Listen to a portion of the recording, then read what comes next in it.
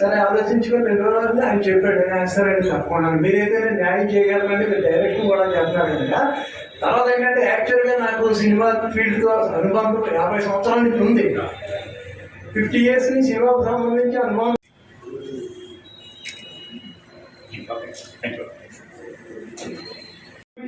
పిల్ల productions banner పై నాచర్య చిత్రానికి మొత్తం అన్ని songs, dubbing, editing, everything Praveen గారి దగ్గర చూసుకున్నారు. అలాగే నేను మహేష్ బాబు అర్జున్ సినిమా మా వరంట మధురైకు తమిళ్లో నేను డబ్ చేశాను, పెద్ద హిట్ అయింది పిల్ల ప్రొడక్షన్స్ బ్యానర్. దానికి కూడా ఆయన ఇన్ఛార్జ్ కూడా అన్ని చూసుకున్నారు. మరి ఒక మంచి ఆశయంతో మన ముందుకు వచ్చి ఈరోజు ఈ ప్రెస్ మీట్ మన రాజుగారి ఆధ్వర్యంలో ఈ మంచి బృహత్తమైనటువంటి ఒక గొప్ప సందేశాత్మక చిత్రాన్ని అన్ని భాషల్లో చేయడానికి ముందుకు వచ్చారు. ముఖ్యంగా ఈరోజు మీ ముందుకు వచ్చి తెలుసుకున్నది చాలా సంతోషంగా ఉంది. ముఖ్యంగా 2 ముక్కలు చెప్తాను. మీరు చెడుని ఎంత ఖండించి రాస్తారో అలాగే మంచిని కూడా ప్రోత్సహించి ఎప్పుడు రాస్తారని చెప్పేసి మా ఉద్దేశం. అంచేత మంచిని ప్రోత్సహిస్తారని మేము ఈ ప్రవీణ్ చక్రవర్తి గారు నేను సుమారుగా 1 సంవత్సరం నుంచి స్నేహితులు. వేరే కార్యక్రమంలో కలిసి ఆయన పద్ధతి నాకు నచ్చి, నా పద్ధతి ఆయన నచ్చి ఒక చిత్రాన్ని చేద్దామని ఆయన ప్రపోజ్ చేశారు. ప్రపోజ్ చేసినప్పుడు అది కాదండి ఇది చేద్దాం చూడండి బాగుంటుందని నేను అన్నప్పుడు నా మాటకు అంగీకరించి ఆయన అన్నీ చేసి కరెక్ట్గా బాగుంటుందండి మనకి తప్పకుండా మనం విజయం సాధిస్తాం ఈ విషయంలోని. కొత్త టైప్లో నేను తీసుకొస్తాను చేస్తానని పైన నేను మా ఈ కథ సేకరణ చేసిన శ్రీ అప్పారావు గారు మేమందరం కృషి చేసి కూర్చొని 3 నెలల ఫలితం తర్వాత మేము మా కృషి 3 నెలల ఫలితం తర్వాత ఇప్పుడు ప్రయాణం మొదలెట్టామండి. చిత్రం నిర్మించామండి. తప్పకుండా అది ఎంతో విజయం సాధించిందని ఎంతో ఆశగా ఉంది. దాని గురించి అన్ని భాషల్లోని ఆయన చేద్దాం అన్నారు. నేను సరే అన్నాను. అన్ని విధాలు నేను ఆయనకి తగిన ప్రోత్సాహం ఇచ్చి ముందుకు వెళ్ళమని చెప్తున్నాను. తప్పకుండా కష్టమైంది, ఎందుకంటే సత్యానికి అసత్యానికి దూరం ఒక అడుగు మాత్రమే. అలాగే ప్రతి విషయంలో కూడా ఒక చిన్న నూరి పోగంత తేడా ఉంటుంది, మంచికి చెడుకి తేడా. ఇదే ఇతివృత్తాన్ని మేము తీసుకొని నమ్మకానికి పవిత్ర ప్రేమకు మధ్య ఉన్న ఒక అద్భుతమైన సున్నితమైన అంశాన్ని తీసుకొని 2 కాలాలకు మధ్య జరిగిన అంటే గత కాలంలో జరిగిన ఒక ఘటనను ఈ కాలంతో ముడిపెట్టి ఆ కథను మేము సరికొత్త పంథాలో తీసుకొస్తున్నామండి. అది ఈ దెయ్యం చెప్పిన సాక్ష్యంలో, ఆ దెయ్యం చెప్పిన సాక్ష్యం అనే మాటలో సినిమా యొక్క ఇతివృత్తం ఏదైతే ఉందో ఆ మాటలోనే కథంతా ఉందండి. మీరు గమనించాలి, మీకు తెలుసు కష్టమైన విషయం కాదు. కాకపోతే అది ఎలా చెబుతున్నామో మేము ఎలా తెరకెక్కిస్తున్నాం అన్నది చాలా ముఖ్యమైన విషయం అండి. ఇది సంగీత ప్రధానమైన నాకు సంగీతంతో ఉండే ఇది కూడా మీకు నేను చెప్పేస్తానండి. ఇక్కడ విశాఖపట్నంలో జగదాంబ థియేటర్ పక్కన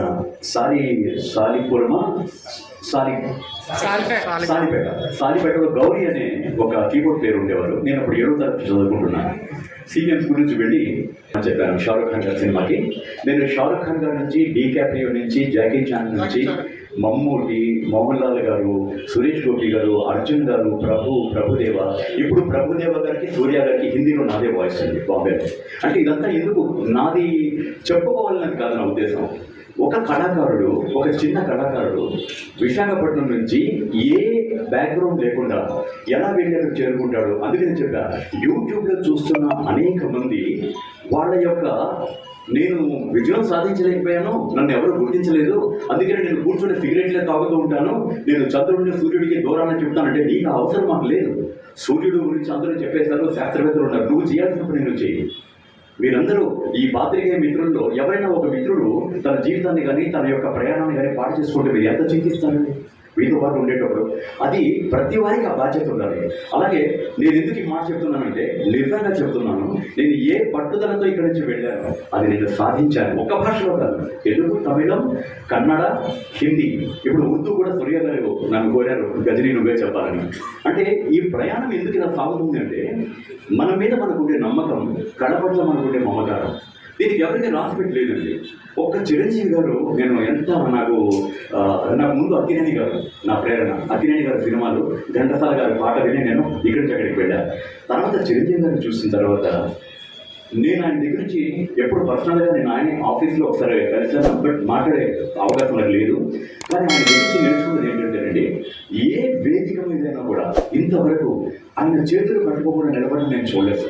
ఇంతవరకు ఏ వేదిక మీదైనా ఆయన ప్రస్థానం ఏంటి, ఆయన చేరినది ఎన్టీ రామారావు గారి తర్వాత అంత అద్వితీయ స్థానంలో ఆయన ఉండి కూడా వేదిక మీద నేను ఇప్పుడు కూడా మీ ముందు ఎందుకు కూర్చోలేకపోతున్నానంటే, మీ మీద నాకు సాధారణంగా గౌరవం ఉంది. ఇప్పటి వరకు నేను చెప్పిన అన్ని సినిమాలు 1400 సినిమాలు కూడా నేను నిలబడి చెప్తానండి.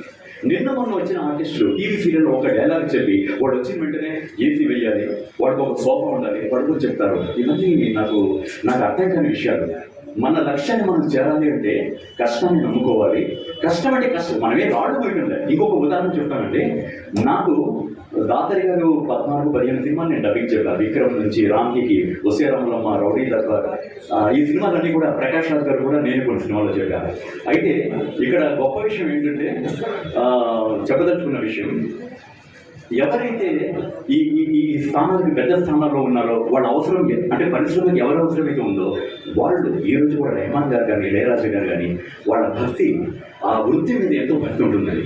ఒక చిన్న ఒక టీవీ షోలో వచ్చిన వెంటనే వాళ్ళు వచ్చి వాళ్ళ గురించి వాళ్ళు హైప్ క్రియేట్ చేసుకొని వాళ్ళకి లేనిపోయి దాంతో మనం రిటర్న్ అయిపోతాం.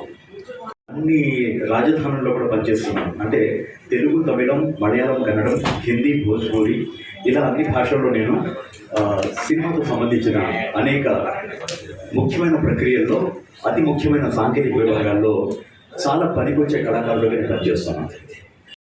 ఇక్కడ ఒక ఘటనను ఆ దయ్యం సాక్ష్యం చెబుతుందండి. అంటే సినిమాకు వచ్చే ఆ పరిష్కారం వచ్చి దాని ద్వారా వస్తుందండి. లేదండి, వినోదభరితం సినిమా వచ్చి వినోదభరితం. ఒక ఘటనను తీసుకొని దానికి కల్పిత పాత్రలు అల్లి ఇంకొక కాలాన్ని కూడా అల్లామండి. ఇది యాక్చువల్గా చెప్పాలి అంటే ఇది ఒక పాతకాలపు కథ.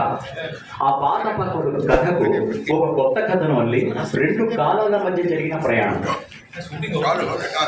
పాటలు రికార్డింగ్ ఇప్పుడు సార్ ఒక సినిమాకు ఎలా అంటే, ఒక బిడ్డ కడుపున పుట్టిన వెంటనే మనం పేరు పెట్టలేమండి. మేము పేరు పెట్టాము.